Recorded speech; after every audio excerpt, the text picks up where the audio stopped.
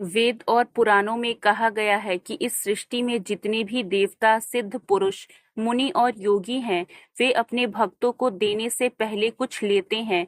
कोई भी देवता या सिद्ध पुरुष निस्वार्थ भाव से कुछ नहीं देता है। जब हम उनकी पूजा करते हैं, यज्ञ हवन करते हैं, तो वे हमारे पुण्यों को पहले स्वीकार करते हैं और फिर बदले में हमें सांसारिक पदार्थ, सुख, संपत्ति और ऐश्वर्य प्रदान करते हैं। लेकिन ये सुख नाशवान होता है, अस्थायी होता है। सभी देवता हमें सांसारिक उन्नति तो दे सकते हैं, परंतु इसके बदले में वे हमारे पुण्य और साधना को ग्रहण करते हैं।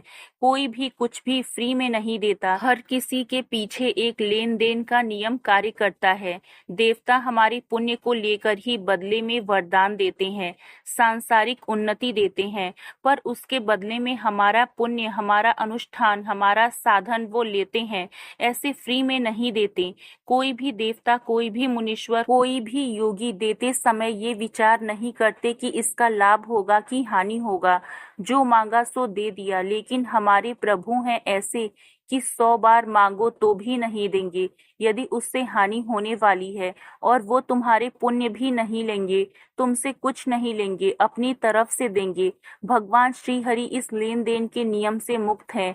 वे अपने भक्तों को केवल प्रेम और अनुकंपा के आधार पर वरदान देते हैं। लेकिन यदि ऐसा नहीं है तो हमारे प्रभु से पूरा जगत मांगता रहता है, तो ऐसे नहीं देते भगवान। उनके 2 सिद्धांत समझने होंगे। एक सिद्धांत है प्रभु से अपनापन करके मांगना। भगवान के 2 ही सिद्धांत काम करते हैं, अपनापन करके मांगना, साधना और तपस्या करके मांगना। जो भक्त अपने प्रभु को अपना प्रिय मानते हैं, जो उन्हें हृदय से अपनाता है, उसके लिए किसी विशेष अनुष्ठान, तपस्या या पुण्य की आवश्यकता नहीं होती है। प्रभु स्वयं उसके लिए अपना आशीर्वाद प्रदान करते हैं। लेकिन जो लोग बिना अपनापन बनाए केवल वरदान मांगने के लिए मंदिर जाते हैं, उन्हें उसके लिए कठिन तपस्या करनी पड़ती है, अनुष्ठान करने पड़ते हैं। बिना प्रेम और भक्ति के भगवान से कुछ मांगना वैसा ही है जैसे कोई दुकान से वस्तु खरीद रहा हो। इसलिए भगवान का सच्चा भक्त वो है जो उन्हें अपना मानकर उनकी भक्ति करता है। तब उसे किसी विशेष तपस्या की आवश्यकता नहीं होती है, क्योंकि भगवान उसके स्वामी हैं और भक्त उनका सेवक। यदि हम भगवान को अपना मानते हैं, फिर कोई वस्तु मांगते हैं, तो उसमें हमारे अनुष्ठान का खर्चा नहीं होगा, हमारे पुण्य खर्च नहीं होंगे। वो हमारे मालिक हैं, हम उनके नौकर हैं, हमारे स्वामी, हम उनके सेवक हैं। अगर वो देने लायक वस्तु है तो देंगे, नहीं तो नहीं देंगे। हमारे प्रभु श्री राम और श्री कृष्ण इस सृष्टि में एकमात्र ऐसे ईश्वर हैं जो बिना किसी शर्त के अपने भक्तों को अनुग्रह प्रदान करते हैं। वे अपने भक्तों के पुण्य, अनुष्ठान और तपस्या को लेकर कुछ नहीं देते, बल्कि अपने भक्तों पर कृपा करने के लिए सदैव तत्पर रहते हैं। यदि कोई भक्त 100 बार भी भगवान से कुछ मांगता है और वो वस्तु उसके लिए हानिकारक हो सकती है, तो भगवान उसे कभी नहीं देंगे, क्योंकि वे हमारे कल्याण को सर्वोपरि रखते हैं। वे हमारी आवश्यकता और लाभ हानि को हमसे अधिक जानते हैं। गीता में भगवान श्री कृष्ण कहते हैं, सब प्रकार के धर्मों को त्याग कर केवल मेरी शरण में आ जाओ, मैं तुम्हें समस्त पापों से मुक्त कर दूंगा, तुम चिंता मत करो। ये वचन प्रमाणित करता है कि भगवान अपने भक्तों से कोई सौदा नहीं करते, बल्कि केवल प्रेम के बदले प्रेम देते हैं। भगवान का नाम सबसे बड़ा साधन है। यदि कोई अनजाने में भी भगवान का नाम जप ले, तो भी उसका उद्धार निश्चित है। पुराणों में ऐसे अनगिनत उदाहरण हैं जहां पापी, अपराधी, हिंसक प्रवृत्ति वाले लोग भी भगवान के नाम का प्रभाव पाकर मोक्ष को प्राप्त हुए हैं। अजामिल का उद्धार। अजामिल ब्राह्मण एक व्याभिचारी और पापी व्यक्ति था।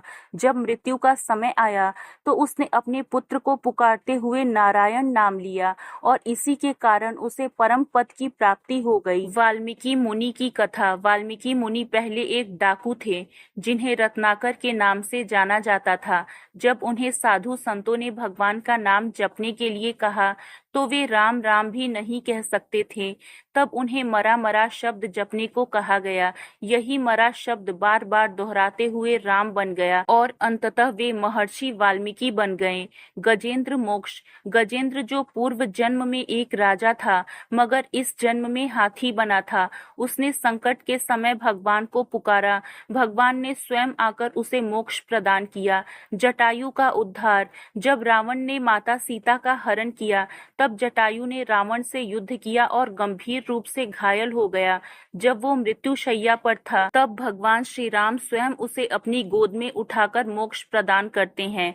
तुलसीदास जी कहते हैं, मेरु से दोष दूरी करी, जन के ऋण से गुण उर आनी। अर्थात यदि भक्त के पाप सुमेरु पर्वत के समान भी हो तो भी भगवान उन्हें तुच्छ मानकर मिटा देते हैं, और यदि भक्त के भीतर रजगढ़ के समान भी गुण हो तो भगवान उसे बढ़ा चढ़ाकर स्वीकार कर लेते हैं।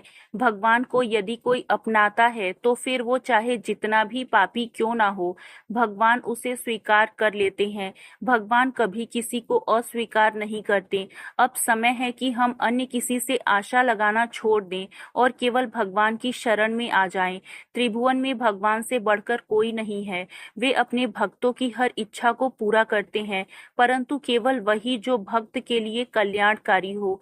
भगवान का नाम जपना ही सबसे बड़ा उपाय है।